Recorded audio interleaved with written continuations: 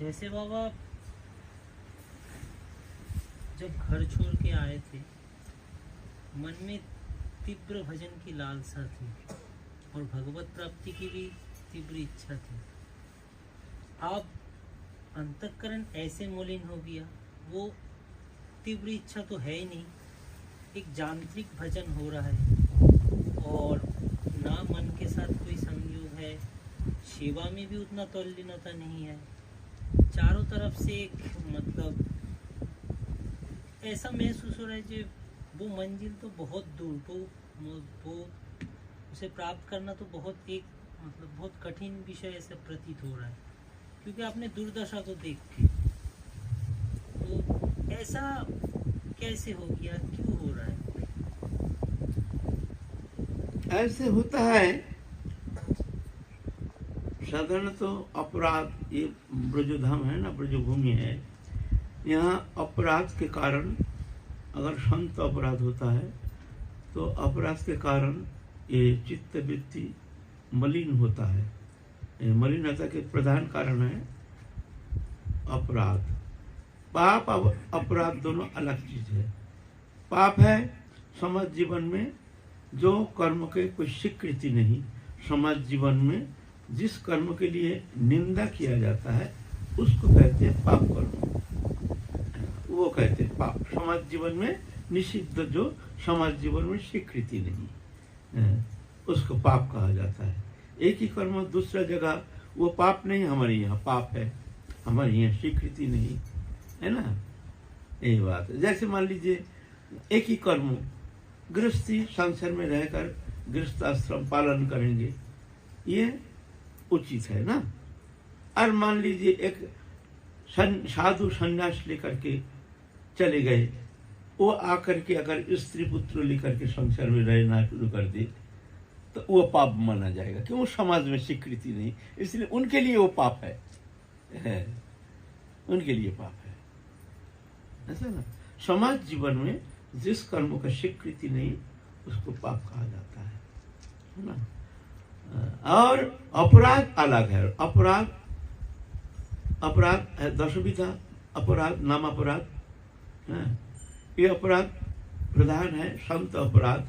ये पाप से भी ज्यादा खतरनाक। पाप तो पाप कर्म कभी कभी विवशता आ जाती है। मनुष्य जीवन है एक संस्कार की पूंजी। कभी कभी क्या होता है, संस्कार इस तरह से प्रेरित करते हैं जी मनुष्य साधक मजबूर हो जाता है। वो पाप नहीं, वो कभी कभी मजबूर हो जाता है, उसको एक अदृश्य शक्ति जैसे प्रेरित करके वो निषिद्ध कर्म करने में मजबूर कर देती है।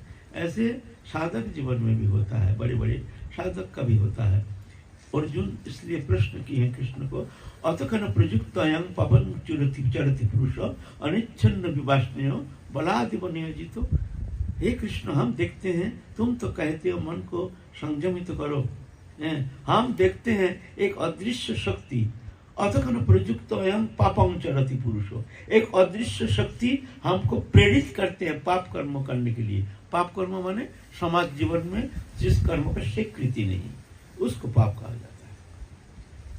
अनिच्छन्न भी, मेरी कोई इच्छा नहीं, हम चाहते हैं हम ऐसा करेंगे नहीं, लेकिन अनिच्छन्न बलादिव नियोजितो, जैसे बलपूर्वक एक अदृश्य शक्ति हमको प्रेरित करती है, ऐसे सब मनुष्य में ऐसे है। यह हम में नहीं, तुम में नहीं, किसी में कम किसी में ज्यादा।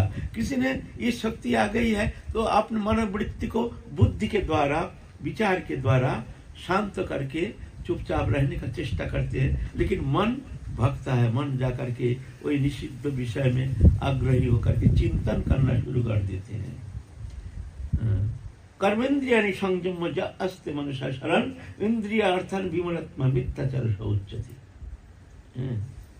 कर्म इंद्रियों को संयम कर लिया, लेकिन मन के द्वारा ये स्वाभाविक होता है, इसका कोई ऑप्शन नहीं। हाँ, चेष्टा तो करना पड़ेगा जब तक बुद्धि है तब तक। इसलिए क्या करना चाहिए, सत्संग में रहना चाहिए, साधु संग में रहना चाहिए, महापुरुष के आश्रय में रहना चाहिए। जो जैसे छोटा बच्चा अगर स्वतंत्र हो जाए तो वो बिगड़ जाता है, तो क्या करना चाहिए? माता पिता के गाइडेंस में रहना चाहिए। माता पिता शासन करते हैं, तारण करते हैं, तो बच्चा ठीक ठीक आगे अच्छा होता है। अगर बच्चा को तुम स्वाधीन कर दोगे, बच्चा वो जानता नहीं है क्या भला क्या बुरा, वो पढ़ेगा तो नहीं, पढ़ेगा नहीं, खेलेगा कूदेगा, यहाँ घूमेगा, बर्बाद हो जाएगा, बिगड़ जाएगा, है ना।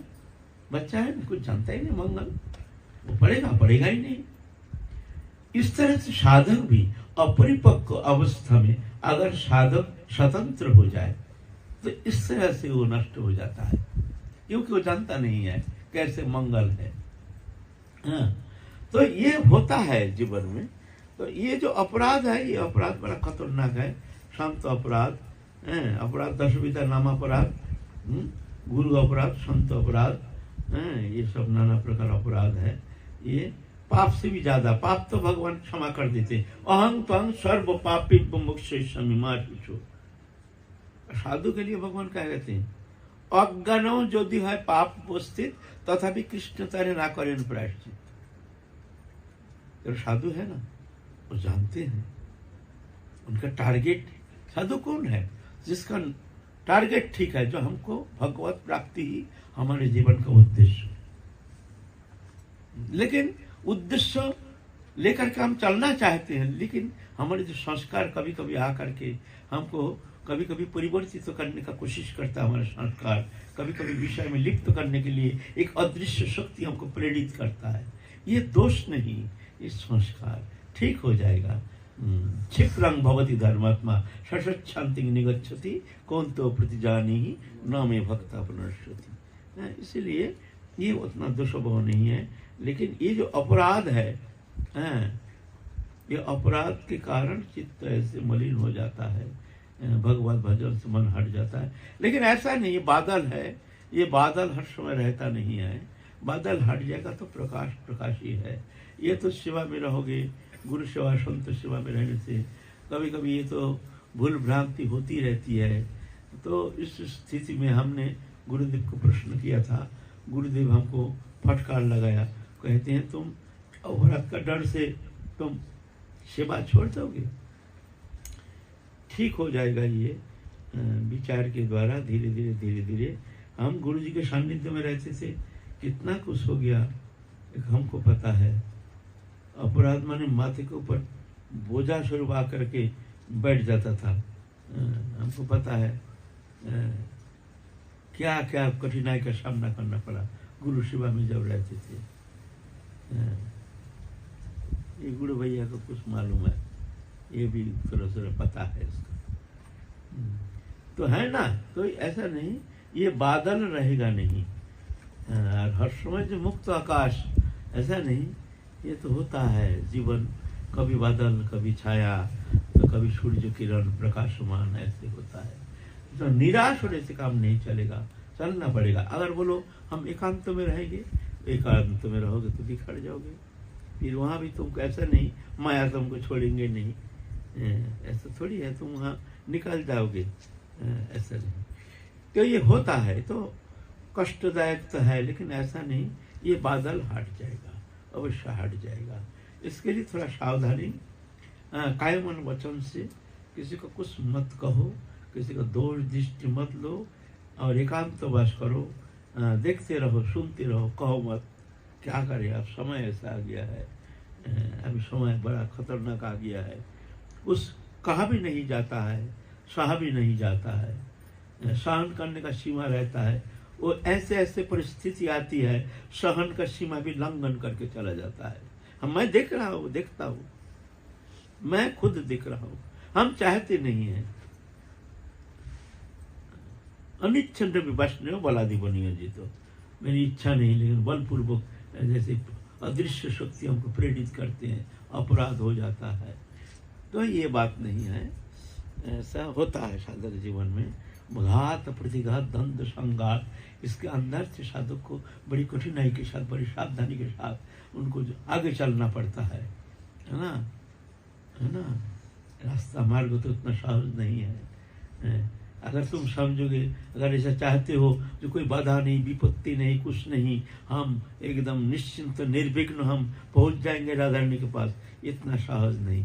घात प्रतिघात इसके अंदर से वो कंक्रीट होता है, उसका कंक्रीट आत्मा जो है वो कंक्रीट होता है, कंक्रीट ज्ञान होता है, फिर जाके वो परिपक्व हो करके फिर जाके आगे निकलने का वो समर्थ प्राप्त होता है। ऐसे थोड़ी है इतना जल्दी, कुछ देखा नहीं, कुछ सीखा नहीं, है ना।